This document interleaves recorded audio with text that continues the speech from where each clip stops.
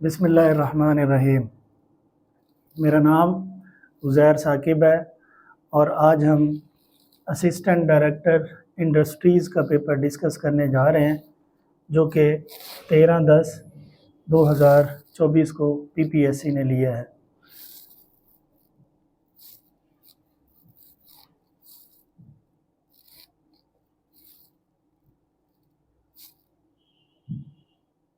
जी, सबसे पहला सवाल था पीपीएससी का कि a drawing on a transparent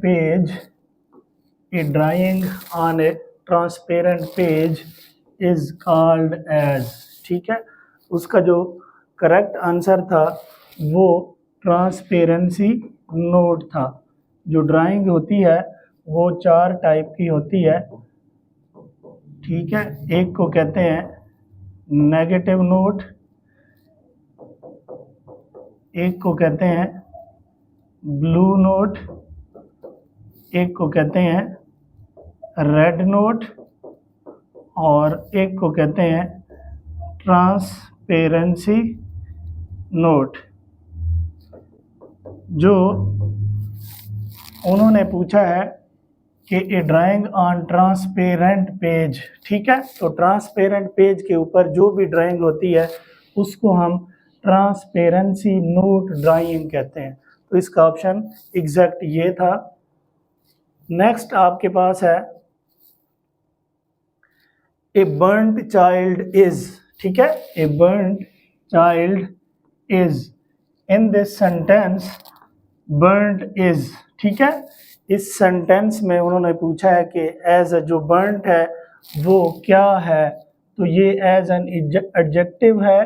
क्यों? इसलिए कि ये जो चाइल्ड है, चाइल्ड एक नाउन है और जो चीज़ नाउन को क्वालिफाई करेगी तो उसको हम क्या कहते हैं?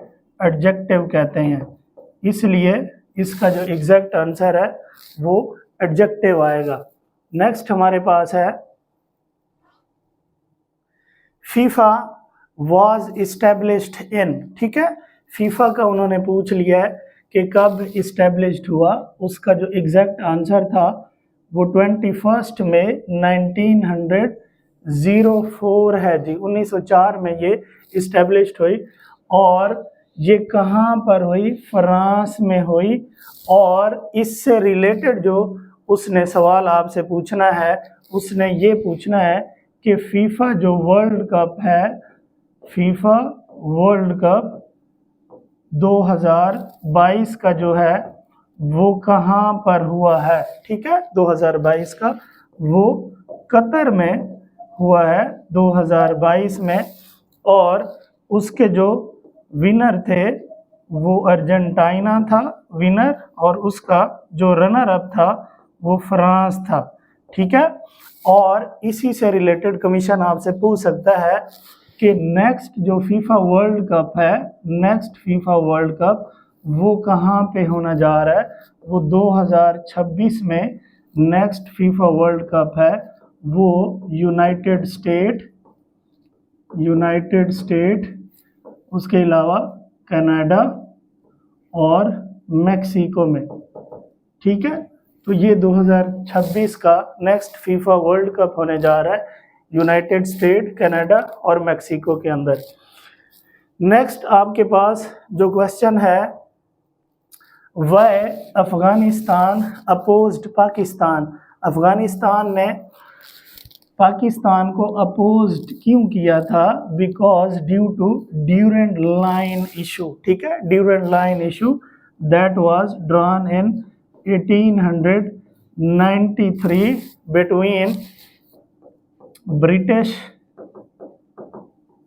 Indian civil servant, British Indian civil servant Sir Martyn Durand,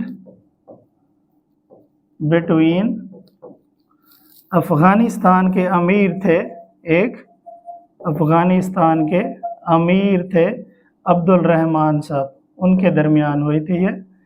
और ये 1893 में, और इसकी 2640 किलोमीटर लेंथ है। तो इसका जो करेक्ट आंसर था वो ड्यूरेंट लाइन था, इसलिए अभी तक ये स्टिल इशू चल रहा है, स्टिल कंटिन्यू है ये। नेक्स्ट आपके पास है the term butterfly stroke is associated with swimming, ठीक है, स्विमिंग स्ट्रोक कहते हैं इसको। And other name of swimming stroke is dolphin stroke, ठीक है, डॉल्फिन स्ट्रोक भी इसको कहते हैं। और तीसरा जो इसका नाम है, इसको किक स्ट्रोक भी कहते हैं, ठीक है। अगर नेक्स्ट आपसे वो पूछे कि butterfly stroke is associated with, इनमें से भी अगर कोई नाम हो तो वो स्विमिंग से रिलेटेड होगा, ठीक है। नेक्स्ट आपके पास है वर्ल्ड हाईएस्ट वाटरफॉल कहाँ पर है ये, और उसका नाम क्या है। दुनिया का सबसे बड़ा जो वाटरफॉल है वो एंजल फॉल है, that is located in Venezuela, ठीक है। नेक्स्ट आपके पास है largest desert of Pakistan, Pakistan का सबसे बड़ा डेजर्ट कौन सा है, वो थर डेजर्ट है, थर डेजर्ट, ठीक है। और ये पाकिस्तान और इंडिया तक जाता है, और ये साउथ एशिया का ये थर्ड लार्जेस्ट है, पाकिस्तान का सबसे बड़ा, साउथ एशिया का थर्ड लार्जेस्ट है। इसी से रिलेटेड वो आपसे पूछ सकता है दुनिया के कौन से नंबर पर है, तो थर्ड डेजर्ट दुनिया के 18th नंबर पर है, 18th largest desert of the world, ठीक है। तो करेक्ट ऑप्शन जो था वो थर्ड डेजर्ट था। नेक्स्ट आपके पास है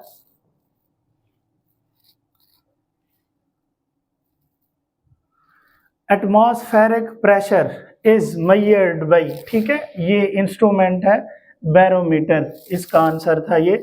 नेक्स्ट आपके पास है हेप्टागन मीन्स, ठीक है, हेप्टागन का क्या मतलब है, तो ये 7 था, और अगर हेक्सागन होता तो 6 होता, और हेप्टागन है तो 7, और अगर यहाँ पर ऑक्टागन होता तो फिर 8 इसका आंसर होता। तो यहाँ पर 7 करेक्ट आंसर था यहाँ पर। नेक्स्ट आपके पास है which is not available in PowerPoint of view, PowerPoint में कौन सी चीज अवेलेबल नहीं होती, तो स्लाइड शो व्यू इसका करेक्ट आंसर था। नेक्स्ट आपके पास जो उन्होंने पूछा है keyboard was invented by, keyboard किसने इन्वेंट किया, वो थे आपके पास क्रिस्टोफर लाथम शोल्स, इसका करेक्ट आंसर था। कब किया उन्होंने, 1867 के अंदर। तो ये उसके रिलेटेड क्वेश्चन पूछ सकते हैं next time.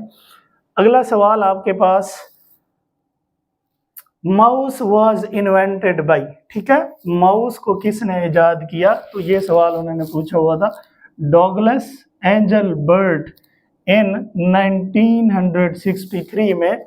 And Douglas Engelbart belong to Germany, ठीक है, जर्मन ये थे, और कंप्यूटर ऑपरेटर और माहिर थे ये, और एक्टिविस्ट भी थे, और ही इन्वेंटेड द माउस इन 1963, ठीक है।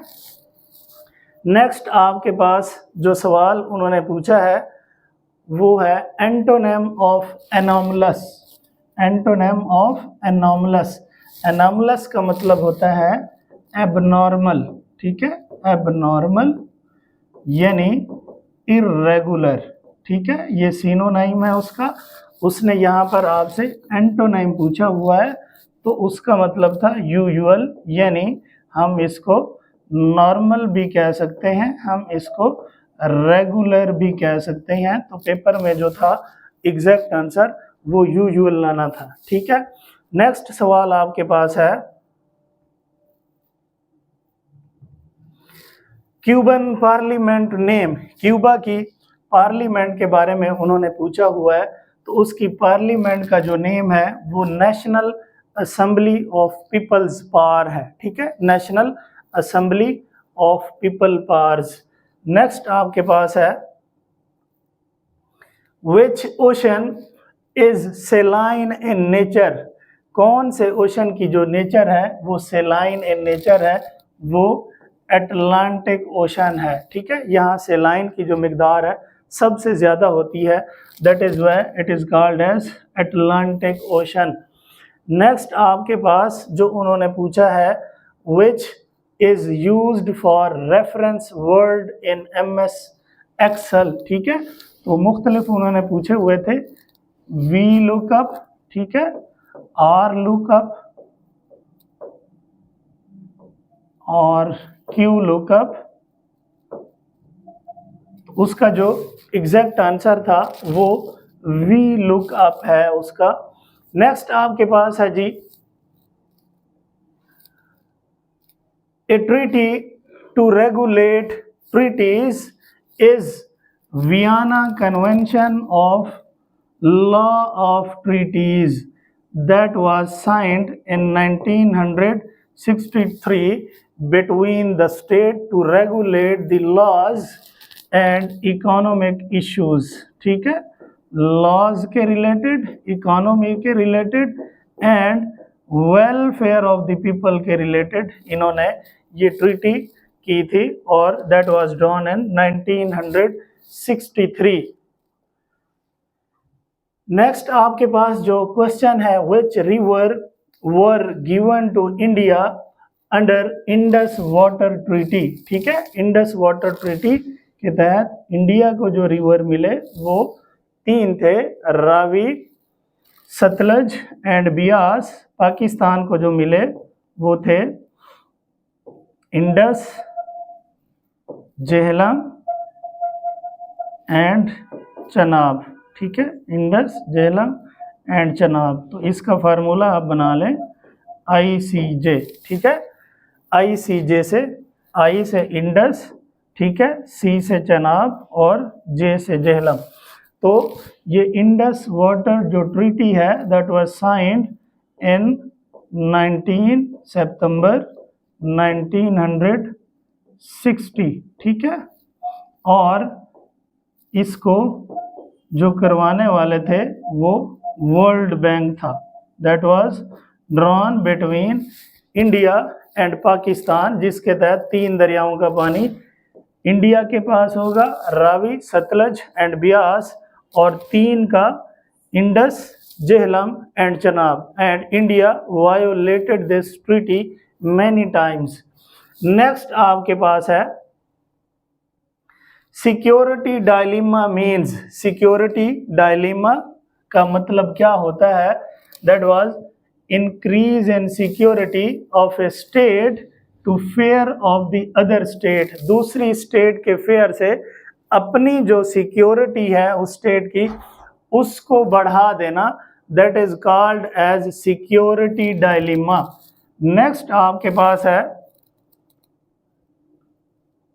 Night blindness caused due to, night blindness किसकी वजह से होती है, तो डेफिशिएंसी ऑफ विटामिन ए इसका राइट आंसर था।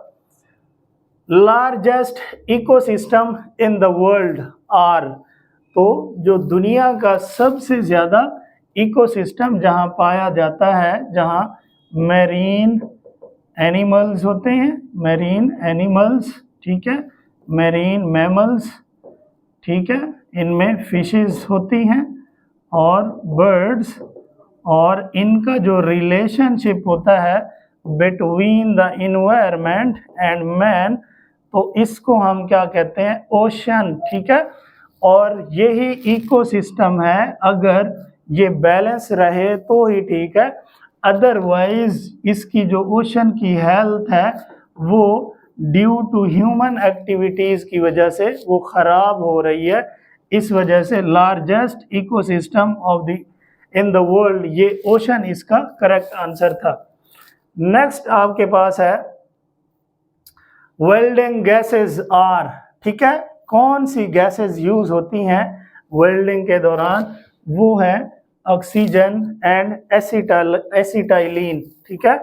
नेक्स्ट आपके पास है filament of an electric bulb is made due to, ठीक है, किस चीज से वो बना है, तो टंगस्टन से बना है वो। नेक्स्ट आपके पास जो था येलो वेस्ट मूवमेंट, ठीक है, belong to, yellow vest movement belong to, ये फ्रांस इसका करेक्ट आंसर था और ये 2018 में शुरू हुई due to economic inequalities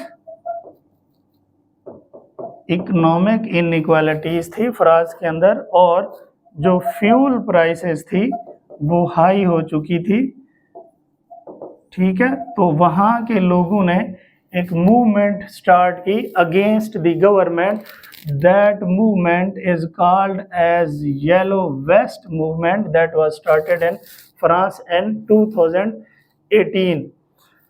next आपके पास है All India Muslim conference held at, ठीक है, ये उसने पूछा हुआ था कि हुई कब, ये 1 जनवरी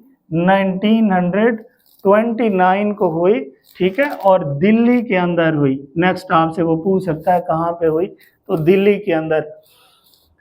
अगला सवाल आपके पास जो उसने पूछा है वो है कोविड-19 name given by which organisation, ठीक है, बाय विच ऑर्गेनाइजेशन, तो वर्ल्ड हेल्थ ऑर्गेनाइजेशन थी, वर्ल्ड हेल्थ ऑर्गेनाइजेशन, ठीक है। नेक्स्ट जो सवाल है आपके पास, total forest covered area of Pakistan कितना है, total forest covered area of Pakistan 4.9% है, ये अराउंड अबाउट 5% ये बनता है। मुख्तलिफ बुक्स के अंदर इसका जो डाटा है कहीं वो 4.5% भी देता है, और पाकिस्तान का जो फॉरेस्ट कवर है वो बिलियन ट्री सोनामी प्रोजेक्ट लगाने के बाद थोड़ा इंक्रीज हुआ है, तो वो 4.9% एग्जैक्ट है, राउंड अबाउट 5% ये बन सकता है। नेक्स्ट आपके पास जो सवाल है, national anthem was written by Hafeez Jalandhari, ठीक है, हफीज जलंधरी, और ये national anthem was approved in 1954, और national anthem composed by Ahmed G Chagla साहब थे ये, ठीक है। और ये जो नेशनल एंथम है इसका दौरानिया 1 मिनट और 20 सेकंड है ये, ठीक है। और जो वर्ड पाकिस्तान है नेशनल एंथम के अंदर वो 1 दफ़ा आता है, और उर्दू का जो लफ्ज़ है वो भी 1 दफ़ा आता है, बाकी सारा ये पर्शियन में लिखा हुआ है, ठीक है। तो नेक्स्ट आपके पास जो सवाल पूछा गया है वो इंग्लिश का सवाल है, वो ये था कि करेक्ट प्रेपोजिशन लगानी थी आपने, वो ये थी he is senior to me, ठीक है, नॉट विद रॉन्ग आंसर था, और टू इसका ठीक आंसर है। नेक्स्ट आपके पास है एंटोनिम ऑफ फ्लैजिटस, ठीक है, फ्लैजिटियस, तो इसका मतलब होता है कि नॉर्मल या नॉट ऑफेंडर, ठीक है, या फ्री फ्रॉम क्राइम, ठीक है। उसने आपसे यहाँ एंटोनिम पूछा हुआ है, that is called as criminal, ठीक है, इसका करेक्ट आंसर था। नेक्स्ट आपके पास है सिनोनिम ऑफ मलिग्नेंट, ठीक है, मलिग्नेंट का मतलब होता है नॉट हार्मफुल, ठीक है, fit for use ability to use something, तो ये उसने सिनोनिम इसका पूछा हुआ था, और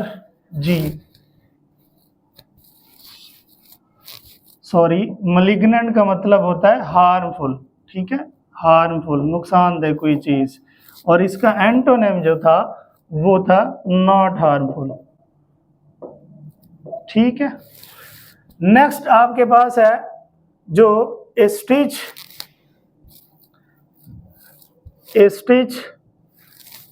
in time saves 9, a stitch in times saves 7 था, 8 था, 9 था, ठीक है। तो ये प्रोवर्ब है, इसका मतलब है a stitch in time saves 9, ठीक है। नेक्स्ट आपके पास है insurance policies nationalised in Pakistan in the era of, ठीक है। तो जुल्फ़कार अली भुट्टो साहब ने नेशनलाइजेशन की पॉलिसी दी थी इन 1972, जिसमें उन्होंने इंश्योरेंस की कंपनीज थी या उनकी जितने भी पॉलिसीज थी उनको नेशनलाइज कर दिया था 1972 के अंदर। नेक्स्ट आपके पास जो उन्होंने पूछा है सवाल वो ये है, water vapour exist in the height of, ठीक है, water vapour exist in the height of 10 से 12 किलोमीटर तक जो वाटर वेपर्स होते हैं वो फिजा के अंदर होते हैं 10 से 12 किलोमीटर, यानी ट्रोपोस्फेयर के बाद स्ट्रेटोस्फेयर, ठीक है, स्ट्रेटोस्फेयर जी। नेक्स्ट आपके पास है अल्ताफ हुसैन हाली। अल्ताफ हुसैन हाली किसके शागिर्द थे, ठीक है, अल्ताफ हुसैन हाली was a disciple of Mirza Ghalib साहब के थे, मिर्ज़ा गालिब। नेक्स्ट उन्होंने आपसे पूछा है कि बूढ़े बलोच के बेटे को नसीहत अल्लामा इकबाल की कौन सी बुक में शामिल थी, ठीक है, तो वो अरमगान हिजाज उसका करेक्ट आंसर था। अगला सवाल उन्होंने आपसे पूछा है मंसूर हिलाज की कौन सी किताब है, इनमें से मंसूर हिलाज की कौन सी किताब है, बुक अल तवासिम, बुक अल तवासिन आतिश, बुक अल तवासिन आतिश, ये उनकी मंसूर अल हिलाज की किताब थी। नेक्स्ट आपके पास जो सवाल है जी, मंसूर हिलाज तक ये आंसर थे और होप सो मैं आपको ये समझा पाया हूँगा। थैंक यू सो मच, अल्लाह हाफिज़।